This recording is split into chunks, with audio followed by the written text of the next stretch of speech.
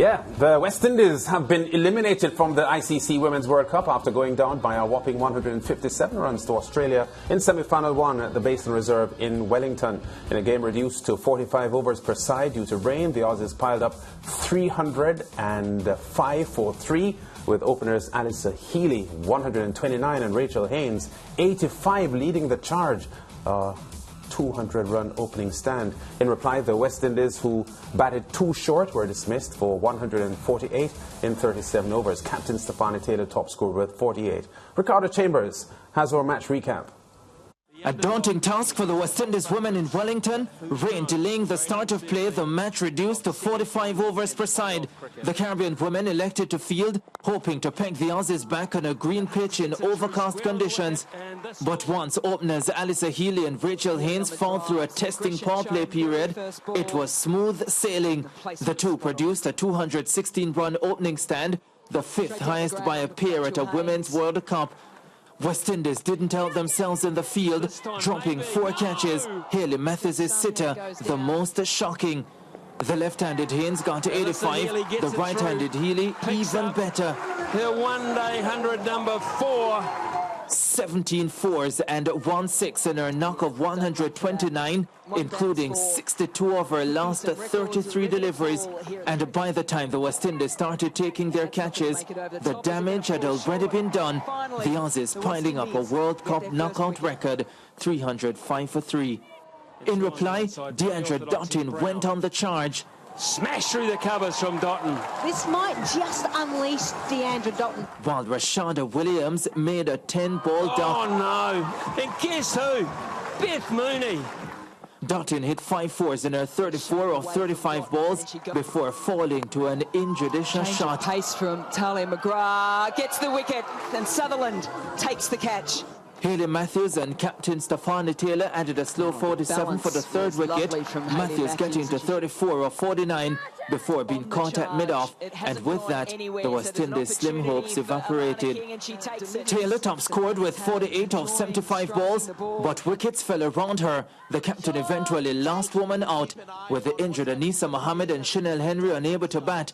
Australia through to a 7th final, while West Indies exited stage left. 7th time they get into the finals of the ICC Women's Cricket World Cup. Yeah, Ricardo says the West Indies slim hopes evaporated. Let's get reactions now from the West Indies captain Stefanie Taylor and Hayley Matthews, plus player of the match Alyssa Healy from the Aussie camp. Yeah, it's a great thing, I think, for our group to be in a one-day World Cup final. I mean, it's exactly where we wanted to be when we landed in New Zealand. We knew we wanted to be in Christchurch on the 3rd of April, and we were going to do everything we possibly could to get there. And I think we've played some unbelievable cricket throughout these last few weeks. You know, with everything that's been thrown at us as well. I mean, Wellington's a really interesting place to play cricket, so it's been an enjoyable experience coming to the ground every day and different conditions being thrown at us. So I'm just really proud of this group, and hopefully we can put it all together one more time on Sunday. I thought the way the Aussie went about the power play and in the middle there kind of deflated us, and not we had chances but not taking those chances as well. Didn't go the way we would like, and hence, you know, how we went about in the back end with how many wickets they had in hand, like pretty much put a damp on and, you know, a set total like that. Obviously, we would like to go further, but I think that looking back on this team's journey, you know, playing a series against South Africa last year, getting thrashed in that, even in terms of individual growth, we've seen so many of our players taking steps forward at becoming better players, becoming more consistent. And there's just so many positives that we can take out of this tournament for us, which is really heartening to see. You know, beating a team like New Zealand and then being able to beat a team like England right after, these are things that we couldn't imagine doing a year ago. So yeah, it's just really, really good to be a part of the growth that this team has had over the last year, and I genuinely do think that if we continue moving in this direction, yeah, it's only bigger things for us. Yeah, veteran commentator Joseph Reds Perreira joins us now to look back at Tuesday's contest and the tournament overall for the West Indies, who now have no chance of winning the championship. Reds, welcome to the Sportsmax Zone. As usual, great to have you on. Yes, good afternoon, Lance. Good afternoon to your panel. Good afternoon to all your viewers in Jamaica and elsewhere. Yes, a very tough night for the West Indies. One could say that they turned up at Wellington, but didn't play. Lance, I've had 3 chances of going to New Zealand between Wellington and Dunedin. I don't know which is worse to play. Dunedin is in fact cold, but not as windy. Wellington is the most windiest city in cricket terms. I mean, it's awfully cold, so that didn't help the proceedings. The girls look cold. I suppose the Australians were a little more accustomed. But that apart, we just were not a match for the Aussies. I mean, I thought we started decently well, Lance. Cornell and Henry, I thought, tried their best. Cornell bowled, Henry in particular, bowled extremely well. Cornell had some good deliveries, but then straight down the leg side. I was a little concerned about the field placing for the 2 fast bowlers. It was a 7-2 field, Lance. And, you have to be an Ambrose or a Glenn McGrath to bowl with that kind of field, because anything short was pulled down towards backward square. And if you count the amount of runs that came that way, and Australia, I mean, the century maker, Healy, didn't start all that well. It was her colleague Haynes, who probably initially kept scoring going whilst Healy was struggling, but never lost her wicket. And then when we had the bowling change, I think the floodgates just went open, Lance. Mohammed 2 overs for 20 runs, and then it was just hard to pull things back. Yeah, to be quite honest, Reds, the Aussies were clear favourites to win this match. It would always have been an uphill task for the West Indies to challenge them successfully in this semi-final. But 305 for 3 gave the West Indies girls no chance. Yes, at 250 they had no chance. I mean, if you look at the scores that we have managed against them, Lance, in the first game we got 169. In this game we got less. We just didn't seem to have the power, neither with the bat nor the ball. I mean, the bowling's a very sorry tale. I really was disappointed that Fletcher could not play because of COVID. Had she played, she had the ability to turn the ball. She had the ability to ask the Australians questions. But I think Mohammed just had a pretty bad night, and it ended. I'm very sorry to see him go down like that. But there was nothing in the bowling. I think Henry, maybe 9 overs, no maidens, 2 for 51, probably came out trumps, and Cornell 8-0, 45-1. Matthews did start turning the ball, 9 overs, not for 45, but couldn't make that breakthrough, which is very important. And last there's a discussion. Should we have started with the 2 quicks?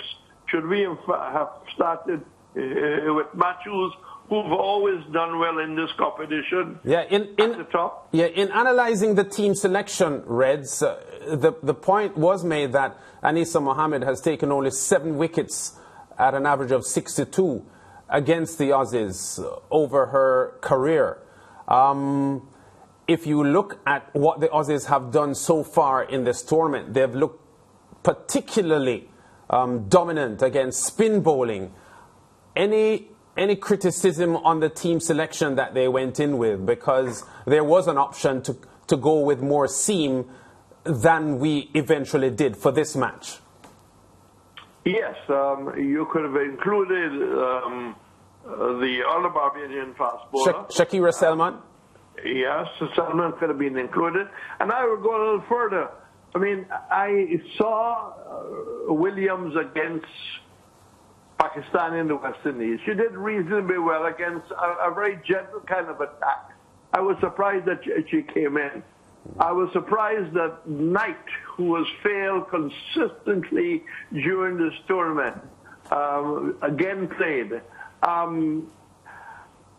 think they really should have gone to the bench. I mean, at this stage of the game, you've got to come up with a couple of creative ideas. There is a young all-rounder girl called Fraser, who bowls and bats. Cherry Ann Fraser from Guyana. Right, and there's a young lady, I can't remember her first name, but Garabini.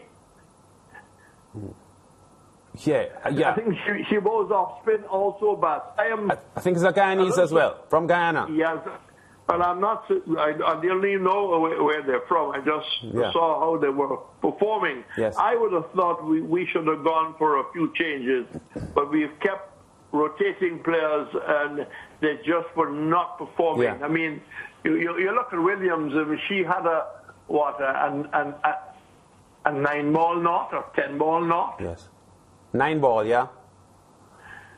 Which pretty much was the sum total of what she gave. She always appeared to be struggling to get the ball off the square. Reds, we're going to wrap now, but looking beyond what is happening here, the last time we spoke with you, we discussed the need for more women's cricket in the Caribbean and more teenagers playing cricket in the Caribbean as far as the women are concerned. There is a teenager in St. Lucia from Groselay by the name of Zayda James, who I think the connections in St. Lucia have a lot of time for her. Do you think she is one for the future as we look to refresh the squad? Because, to be honest, I think the CWI has no choice now but to refresh the squad as they look to the future.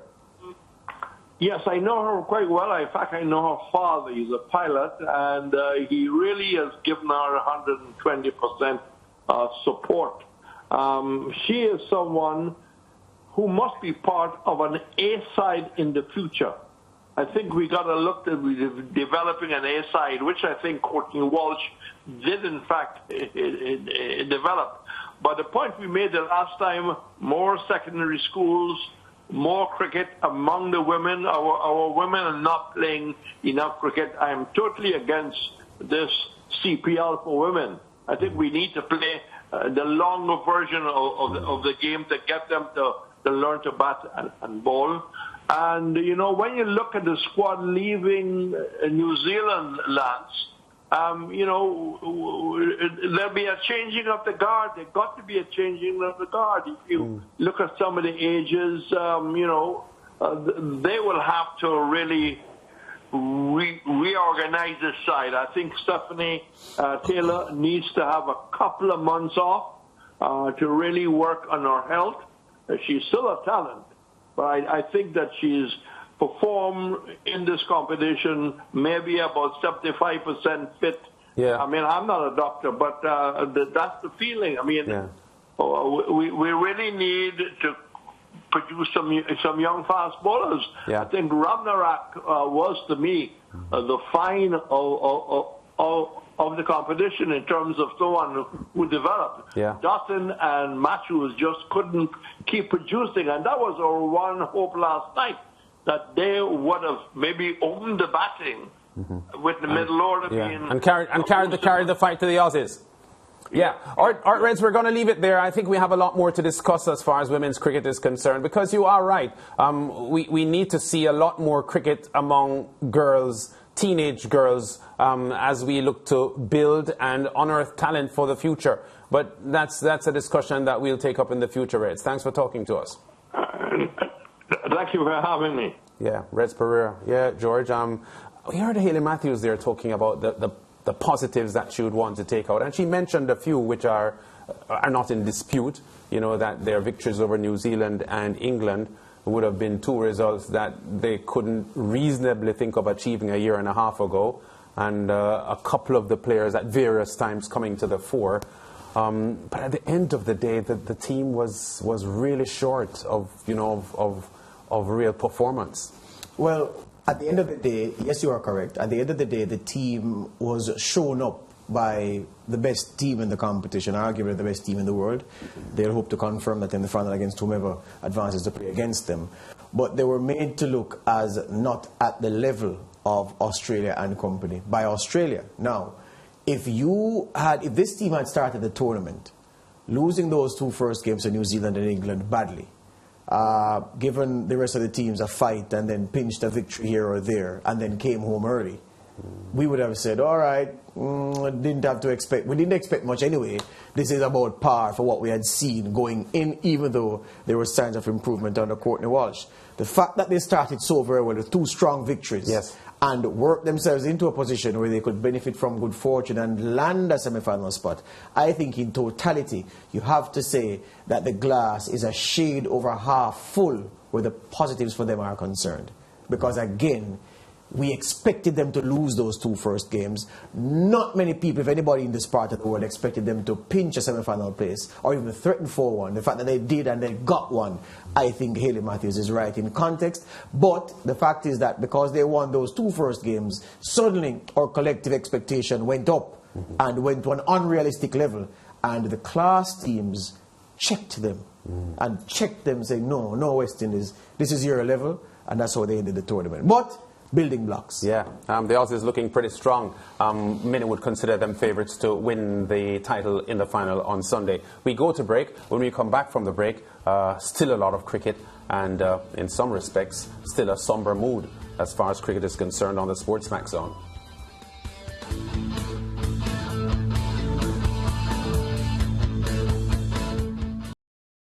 Thank you for watching Sportsmax on YouTube. Don't forget to like, share, subscribe, and to click the notification bell to stay informed.